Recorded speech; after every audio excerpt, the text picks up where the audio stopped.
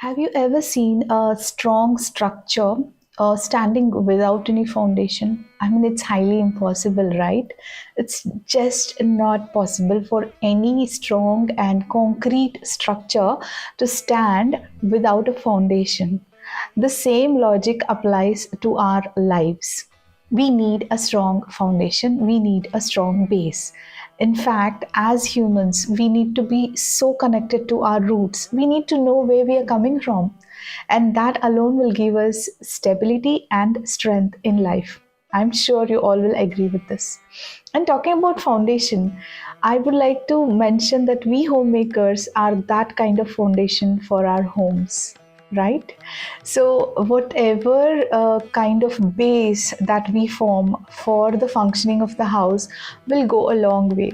So, if we are educated enough about our own roots and we spread the same knowledge to our kids, the next generation is bound to be beautiful and peaceful.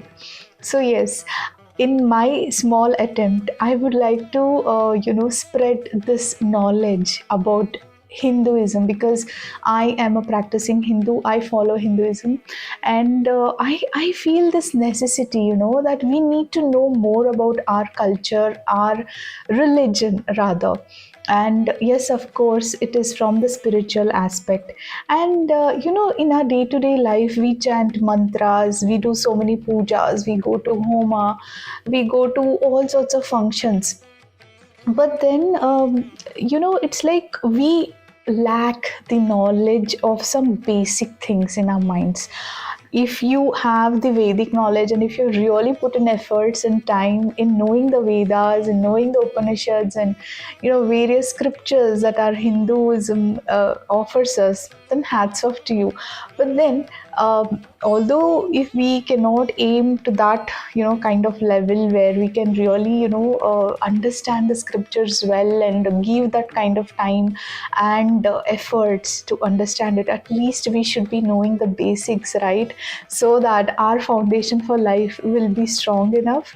So yes, this is exactly what I'm aiming at, and through my channel I would like to make my own effort in trying to understand a few core concepts of Hinduism, and then I would love to spread this knowledge through my channel.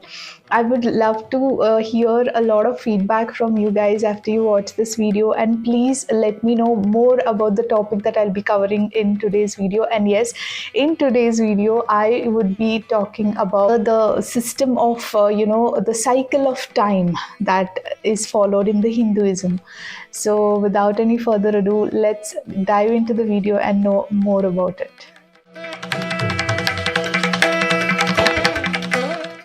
I firmly believe that Hinduism is not based on mythological stories or some scriptures which do not apply to the practicality of our lives. I firmly believe that Hinduism has got that kind of ancient scriptures which is, backed by the present day science and logic, and calling them just mythological story is no good, because you take up anything and you will find a scientific and logical explanation for everything that we read in our scriptures. And Hinduism knew the value of time way back 1,000 years ago when they actually came up with the concept of the cycle of time and space. These are the two things that really make the human life.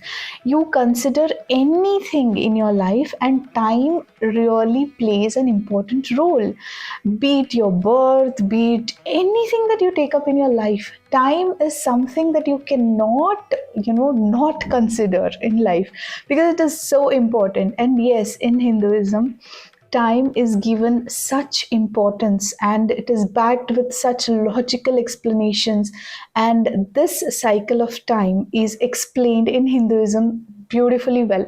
So I have done my own little research about the cycle of time in Hinduism, and I'm so happy to spread this knowledge through my channel.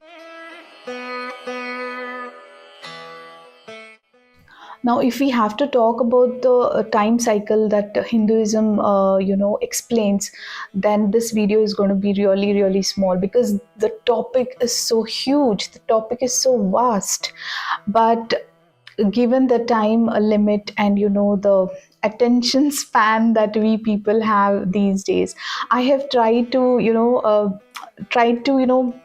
put everything in this video in a way that we at least get a gist of what time cycle means in Hinduism. So to start with, let me tell that there are four time zones, you can call, or you can say yuga. There are four yuga in this time cycle that is followed by the Hinduism. The first one is the Satyuga, or the golden age. The second one is the Treta Yuga, or the silver age. Then comes the Dwapara Yuga, which is called or the Bronze Age. And the last one, that is the present Yuga, the present time that we are living in, is called the Kaliyuga, which is the Iron Age. So this is a way the time cycle is categorized in Hinduism. Now, according to some interpretations that we find in the Srimad Bhagavatam, the Satyuga lasted for 4,800 years. These years are that of the demigods. Then the Treta Yuga, it lasted for 3,600 years. Then the Dwapara Yuga, it lasted for 2,400 years. And the Kali Yuga, 1200 years. Now these years, as I just mentioned, it is that of the demigods. Now when I say 1 year of demigod is equal to 360 human years. So accordingly, the Satyuga lasted for 17 lakhs 28,000 years. Then came the Treta Yuga, which lasted for 12 lakhs 96,000 years. Then came the Dwapara Yuga, which lasted for 8 lakhs 64,000 years. And the Kali Yuga, which is the present age that we are living in, the Yuga that we are living in, it is going to last for 4 lakh 32,000 years.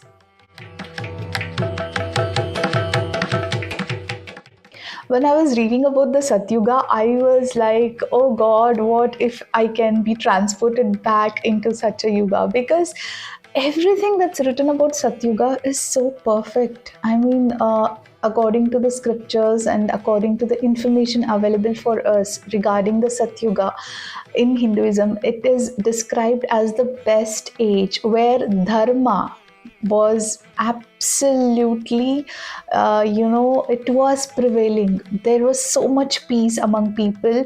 It is also said that they never relied upon verbal communication, or for that matter, even the writing part of it was not there, because everything happened on a thought level. Just imagine how the world could have been at that time. And of course, there were no conflicts, there was no class division, there was nothing that can be called as evil, that can be considered as vices. Everything was peaceful. Everything was kind of serene, and everyone was immersed in meditation. They had this inclination towards spirituality, and they had the best practices towards life. And this was the Satyuga. And as I said, there was no conflict, no wars. There was just peace everywhere. The sensibility among human beings was at its peak. This is what we can read about Satyuga whenever we have to do our own research. And as I said, when I was reading it, I was like totally, I was feeling like, why can we not have a world like that again? But then, yeah, later on we will understand, how the time cycle works in Hinduism. So yes, this was the Satyuga. So after Satyuga came the Treta Yuga. Now Treta Yuga, over there also people were very, they believed in dharma, they were good people, they were compassionate to each other. And the highlight of this yuga is that Sri Vishnu took the avatar of Sri Rama, and so this yuga witnessed the Ramayana.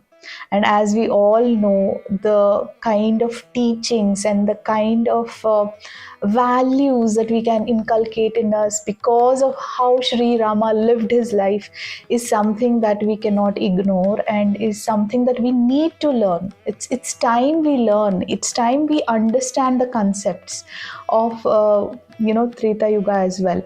And talking about Treta Yuga, in this Yuga there was division in the classes, and it was divided into four. That is that of the Brahmana, the Kshatriya, the Vaishya, and the Shudra. Now we all know about all these concepts. I don't have to explain, but just in a very small way, I'll just give a glimpse. The Brahmanas were more into learning of Vedas, and they actually gained a lot of knowledge, and they were like the pillar of the society, because it was because of their knowledge that the society went ahead. So Brahmana was totally into gaining of knowledge and spreading the same to others. Then the Kshatriya, the main prime duty of a Kshatriya was to wage wars and to be that brave kind of a human being who would safeguard his territory. Then came the Vaishyas, who were basically into business, the merchants who enhanced the trade in the society.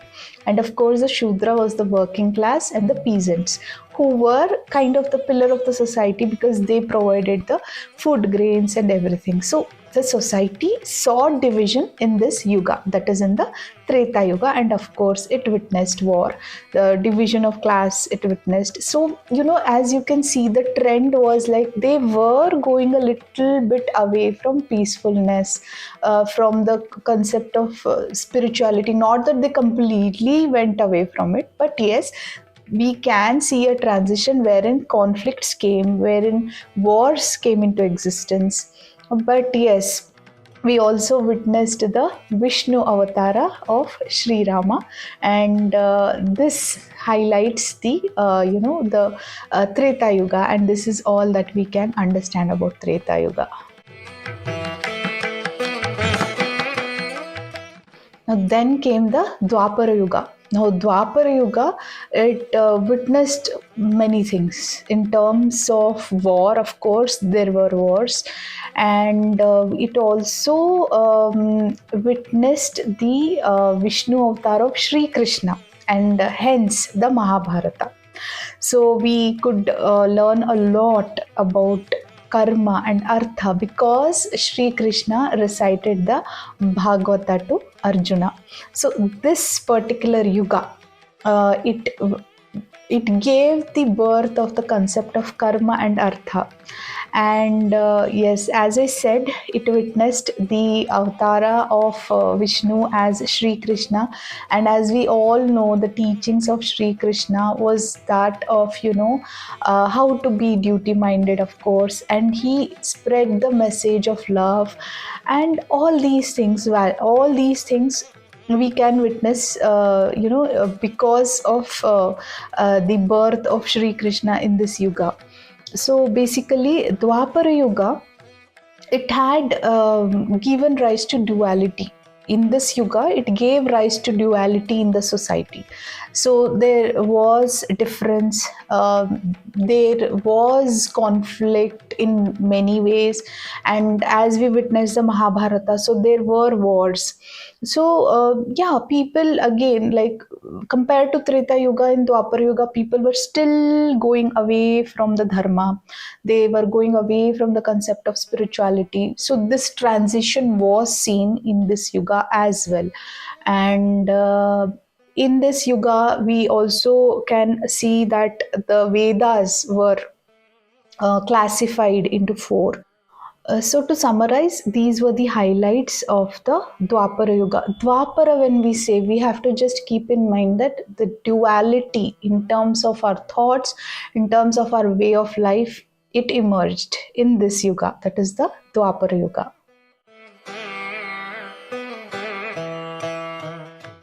Now let us come to the Kaliyuga. The Kaliyuga is the present age that we are living in. But just look around you and just see the news, see what is happening around you. All we can see is lack of peace, lack of sensibility, so much war, and so much, disturbance in emotions. All this is because this yuga is called Kaliyuga because when Sri Krishna he went back to his abode in Vaikuntha, it marked the starting of the Kali Yuga. Now, who is Kali? Kali is a demon, and Kali Yuga is, that's why it is told that it is the age of evil. Like, there's more of evil. But then you may, when I was reading about Kali Yuga, I just questioned myself, if this is the age of evil, then how are some of us so safe, and how some of us still believe in the goodness of humanity or goodness of world? Now that is when I realized that it is because we don't want to leave our roots. We still want to understand what is peacefulness, and we still want to stand by the dharma. So it is, of course, this age is very, very challenging, and we are, of course, going away from the godliness. We are going away from the concept of spirituality. This is Kali Yuga. We have to just accept it. This was bound to happen, and it happened. So to summarize, Kali Yuga is the present age that we are living in, and yes, it is taken over by a lot of evil, a lot of vices, a lot of conflicts and war. Let's face it, we are living amidst all these things, all these confusions and conflicts, and that is Kali Yuga.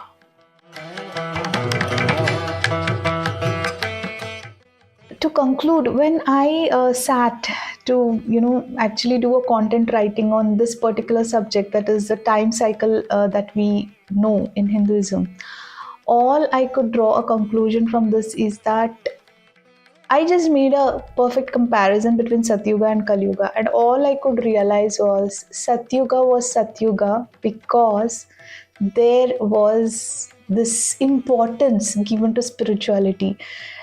As we can see, they were immersed in meditation, and they knew how to deal with life with so much sensibility.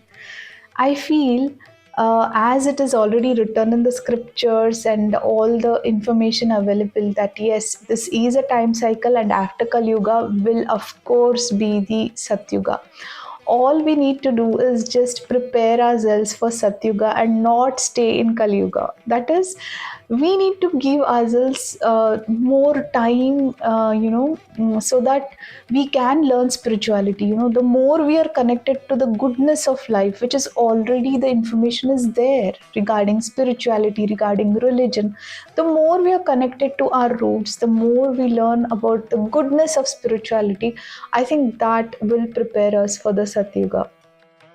I mean, I know we have to live in Kali Yuga, and we have to witness all the conflicts that's going on right now around us. But then a little shift in our mindset, and promising ourselves that yes, I will not leave the goodness in life. I will, take the support of spirituality, will really, really benefit us and no one else. Now, to give you another example, we always learn a lot about manifestation. We are selfish, of course. We want to manifest things for ourselves. But I think it's time for us to maybe come out of that selfishness and try and have some inclusiveness in terms of, let's manifest for the entire world. Like, the more we are connected to God and the more positive vibrations we send out to the world, I guess that will help us to create the Satyuga again. Just think about it. I hope you all liked the content that I had to present today. If yes, then please hit that like button, and I would highly appreciate if you would share your precious feedback in the comment section below. Please let me know more information regarding the time cycle or the yuga that we know about in Hinduism. I would love to read, I would love to know, I would really appreciate if you share your knowledge too in the comment section below. Until next time, take care of yourself, and let us meet in the next video. Thanks for watching the video.